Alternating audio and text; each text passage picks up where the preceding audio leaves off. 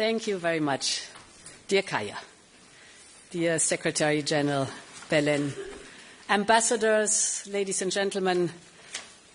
It's such a pleasure to once again see so many of you in this room here.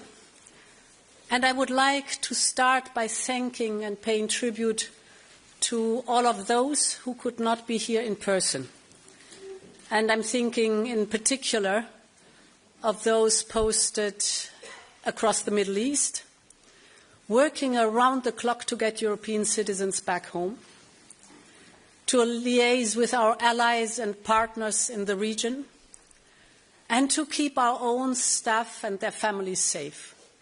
So I think from this room we can tell them, you represent the very best of our diplomatic corps and the very best of Europe.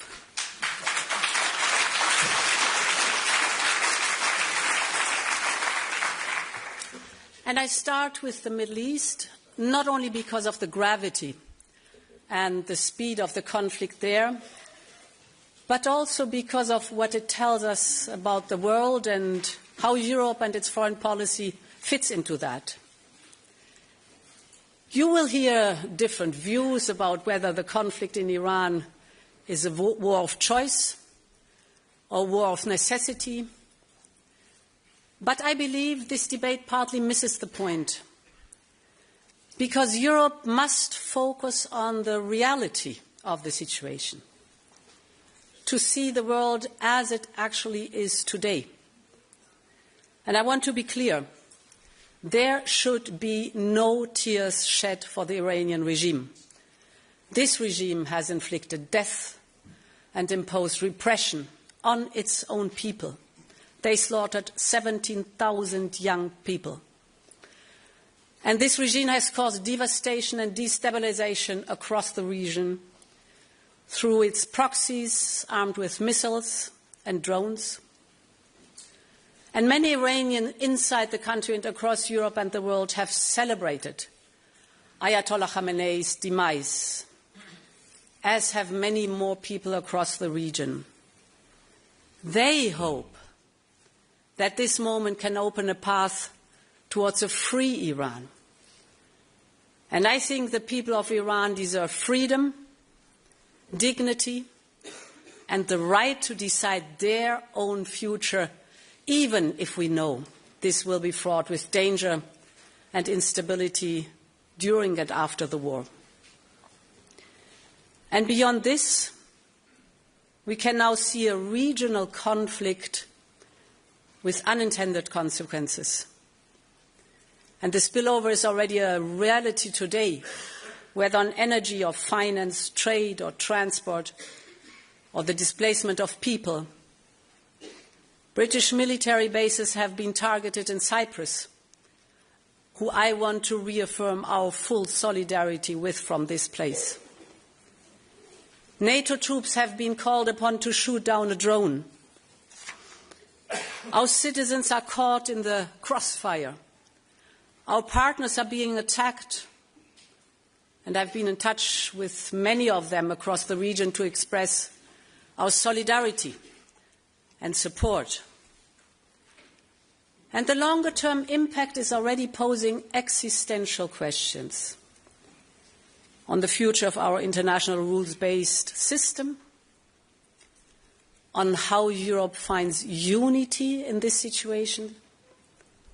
All of this shows how precarious the global situation is today, how diverse threats are, and how Europe will always be affected by what happens around the world. So the idea that we can simply retrench and withdraw from this chaotic world is simply a fallacy. I believe it is vital that we understand that this will shape our foreign policy for years ahead. Dear ambassadors, over the course of this year's conference, you will hear many descriptions of the state of the world, whether it is about middle powers or multipolar disorder. You will discuss the importance of the rules-based international system and, of course, the urgent need for its reform. You will exchange ideas about national security and economic security. All of this will feed into our work, in particular ahead of the new European security strategy that we are working on with the HRVP and our diplomatic service. But at the same time, these attempts to label today's world mask two tangible and structural realities which are far from important for Europe. The first is that Europe can no longer be a custodian of the old world order, for a world that has gone and will not return. We will always defend and uphold the rules-based system that we helped to build with our allies, but we can no longer rely on it as the only way to defend our interests, or assume its rules will shelter us from the complex threat that we face. So we need to build our own European path and find new ways of cooperating with partners. The second is that we need a clear-eyed, hard look at our foreign policy in today's world, both in how it is designed and how it is deployed. We urgently need to reflect on whether our doctrine, our institutions, and our decision-making, all designed in a post-war world of stability and multilateralism, have kept pace with the speed of change around us. Whether the system that we built, with all of its well-intentioned attempts of consensus and compromise, is more a help or a hindrance to our credibility as a geopolitical actor. I know this is a stark message and a difficult conversation to have, but I also know that many of you have felt this tension in your everyday work. The point is that if we believe, as I do, that we need a more realistic, a more interest-driven foreign policy, then we have to be able to deliver on it. And that is at the heart of my message today. Dear ambassadors, Europe has already moved a long way in this direction in the last few years. We have become more adept at using our strength in the pursuit of our interests, our market, our trading reach, our economic security levers. We have stood up forcefully when our member states were challenged, for instance, with Denmark in the case of Greenland. We are investing in our democratic resilience at home to counter foreign information manipulation. And above all, we have started a generational project, and that is European independence. The goal is to make ourselves more resilient, more sovereign, and more powerful. From defense to energy just these days, from critical raw materials to strategic technologies. Your work to deepen, de-risk, and diversify our partnerships around the world is invaluable to this. This is what independence looks like in today's world. It means not relying on a singular supplier for vital assets, from energy to defense, from semiconductors to vaccines, from clean tech to raw materials, just to name a few. And for this, we need more connections with reliable, trusted partners. From the trade deals to the security partnership that you have helped broker, this is already making a real difference. But we need to go further. We need to be prepared to project our power more assertively. For instance, to counter aggression and foreign interference with all of our tools, whether economic or diplomatic, whether technological or military, or by being much more pragmatic when it comes to doing business around the world. As I have traveled around the world, I've spoken with many of you who have made exactly the same point. Europe needs to get on to its front foot and start seizing the opportunities that are out there.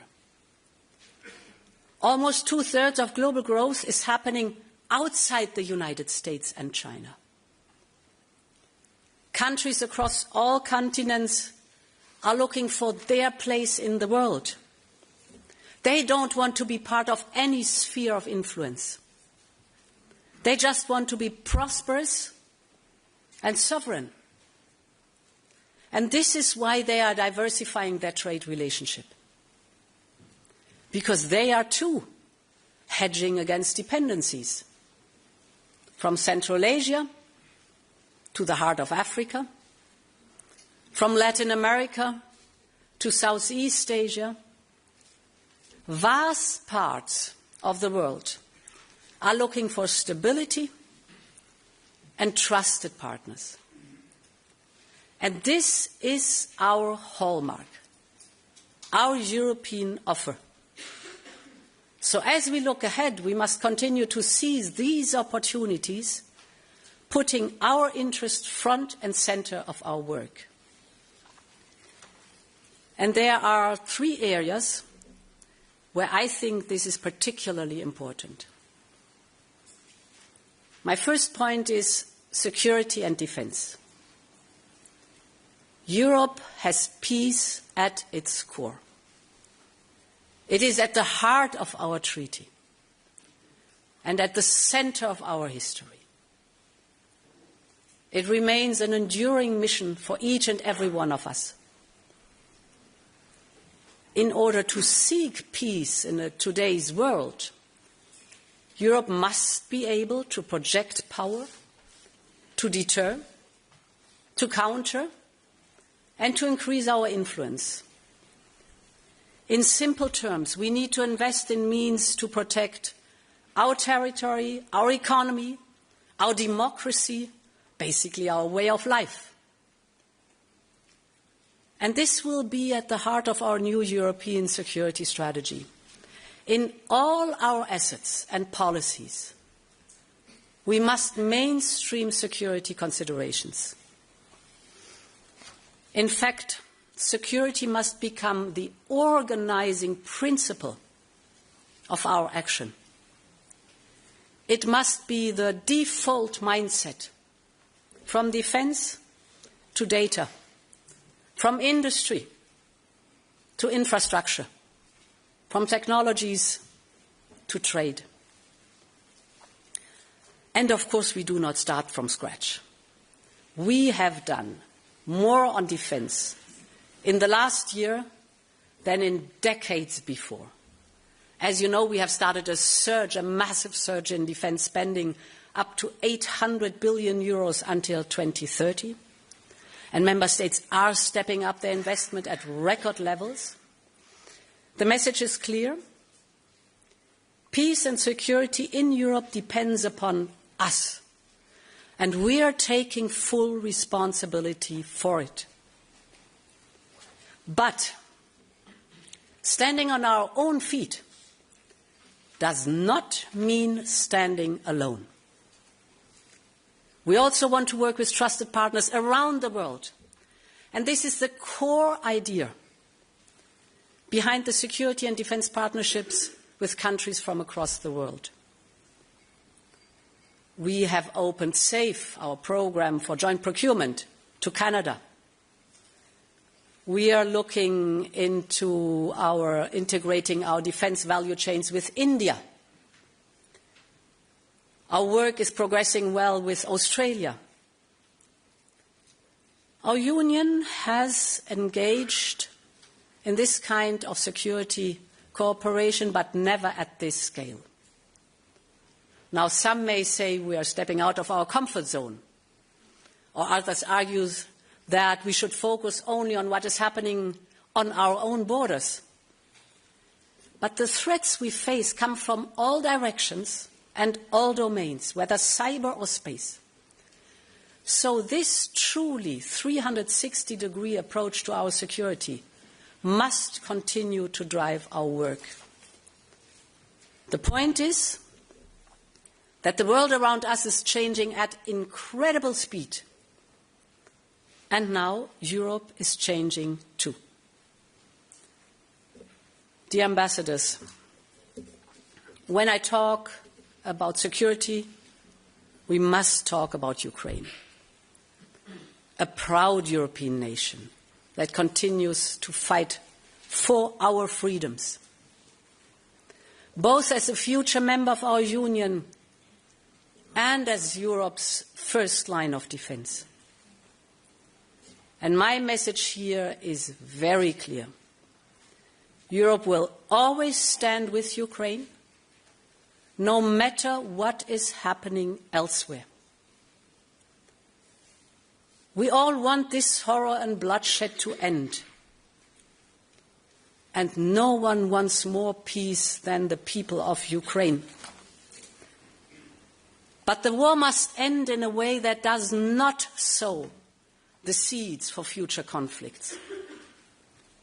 And this is what we continue to work on every day with Ukraine and with our partners, to deliver real long-term security for Ukraine, so that we can secure a full, just and lasting peace. And what Ukraine needs now is, first and foremost, sustained financial support. As you know, this is why we proposed a 90 billion euro loan to finance Ukraine's needs. And you have all seen the challenges we have faced in getting this over the line, even after all 27 leaders have agreed to it. This goes back to the point that I made earlier about whether our system is still able to deliver efficiently. But I can assure you that we will, in this case, deliver on our commitments, because our credibility and, more importantly, our security is at stake. So for us is paramount and crystal clear, we will deliver this 90 billion euro loan. And the same logic applies to enlargement. There's been much debate on how we deliver in a timely manner on its merits-based process. But it is of paramount importance that we get ready by bringing the Western Balkans, Moldova, Ukraine, closer to our union already now. Enlargement is not about ideology. It is a matter of European common interest and security. And we must be ready to deliver as soon as the time comes. Dear Ambassador, the second priority is trade and investment with the world. Because trade is not just economics, it is power. You all know the list of new trade deals we struck, because you have contributed to writing it. We started with Mexico, Switzerland, Indonesia, then Mercosur after 25 years of failed attempts, and then the mother of all deals, India. Australia is next, and we haven't finished. The world wants to trade with Europe. whether it is the Philippines, Thailand, Malaysia, the United Arab Emirates, or 5 countries in Eastern and Southern Africa, our trade network has never expanded so fast. And again, this is not ideology. It is about delivering for European families, European businesses, and European industries. Because open markets and reliable value chains make our economy stronger. And a stronger economy at home makes us stronger in the world. For instance, we are diversifying our value chains for chips and clean tech in countries like India. We are diversifying our supply of critical raw materials from Latin America, Australia, and more. Our network of agreements currently includes almost 50%, 50% of global GDP. And more than half of Europe's trade is within our own network of deals. This means our companies can have predictable, rules-based trade with more than half of the world. And we want to expand this community even more, for instance, by cooperating with the 12 members of CPTPP, the Trans-Pacific Partnership. The point here is that there is a compelling business case for trading and investing around the world. Take Global Gateway. In the roughly 4 years since it was launched, we have already shot past our initial goal to mobilize 300 billion euros, and I'm convinced that we will pass the 400 billion euro mark next year, because there is demand across the world for European investment. And the reason is simple. When we invest in clean energy value chains in North Africa, or in skills for processing minerals along the Lobito corridor, or in digital connections along the India, Middle East, Europe corridor, IMEC, or in local pharma industries across Africa and the Caribbean. When we invest in all these projects, it is crystal clear that both sides stand to win. Europe gains from stronger supply chains. Our partners gain sustainable investment in local infrastructure, in skills and jobs, and these are legacy jobs in new local industries. And this creates new markets for local companies and also for ours. It is a model that works. And this is why, in the next European budget, we have proposed to increase the Global Europe funding by 75%. The message is very clear. Global Gateway is all about mutual benefits, and it is a means to develop partnership and projects that advance our values. Think, for instance, about strategic projects such as the Trans-Caspian Transport Corridor. At first sight, its goal is to cut the overland journey between Central Asia and Europe from 30 to 15 days. But there's more into it. The corridor will also connect former enemy countries in the South Caucasus between them and to Europe. And just like coal and steel brought Europe together after World War II, this new corridor can make trade and cooperation the norm in a troubled region and be a route not just to Europe, but to peace. And my point is simple. In this region, as well as in Africa or the Middle East, our investments mean we have leverage and agency. Or look at the success of the Pact for the Mediterranean, which is revitalizing our partnership across the region. The point is we must turn our financial strength into the power to make a real difference. That is what a pragmatic, interest-driven foreign policy can deliver for Europe and for all of our partners across the world. Dear ambassadors, the third point I would like to make is about our diplomacy and how it can help deliver for Europeans. Our support to the United Nations and its charter is an essential part of who we are. Together with member states, we make the single largest financial contribution to the UN system, year after year. And you know all why. In a more conflictual world like ours, we need a rules-based global governance. Of course, the UN system also needs reform. And when traditional formats reach a standstill, we need to look for creative ways of addressing the most serious crisis of our times. Europe has always been ready to engage in innovative formats for diplomacy, be they quartets, contact groups, coalitions of the willing, or regional initiatives. And this is why we will continue to look at all ways to work together to deliver on our most pressing responsibilities and priorities.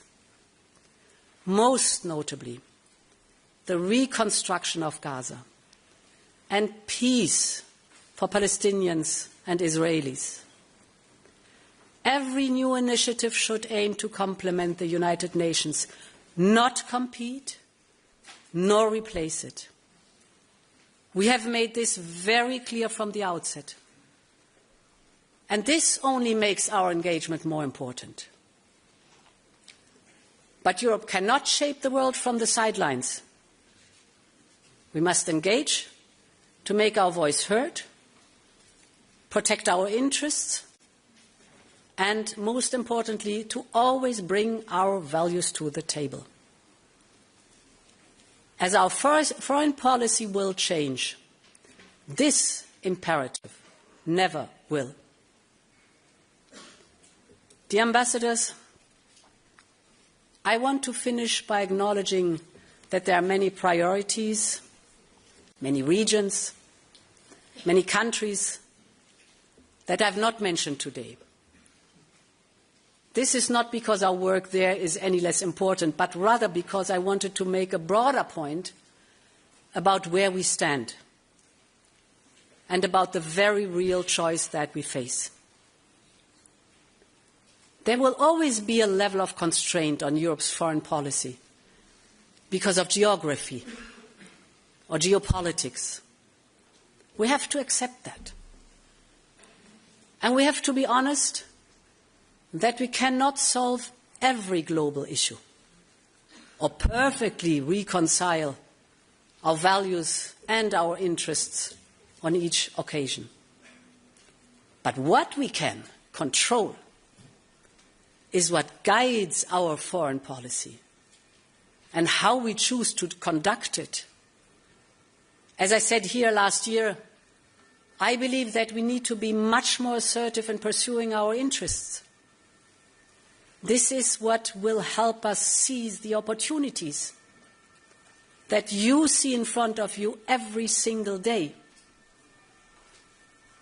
But I believe that we also need to look very critically at whether our structures and tools are still fit for that purpose or for today's world. The situation in the Middle East is not a trigger for this. It is, in fact, a symptom of the wider issue, as was Greenland, as is Ukraine, and will be many more places in the year ahead. The point is that in times of radical changes like ours, we can either cling to what used to make us strong and defend habits and certainties that history has already moved beyond. Or we can choose a different destiny for Europe. We can build a foreign policy that makes us stronger at home, more influential globally, and a better partner to countries around the world. A foreign policy that is a core pillar of European independence, that protects our interests and advances our values, not with nostalgia or by mourning the old world, but by shaping the new one. And therefore, I want to thank you again for your incredible work, and I want to conclude, as always, by saying, long live Europe.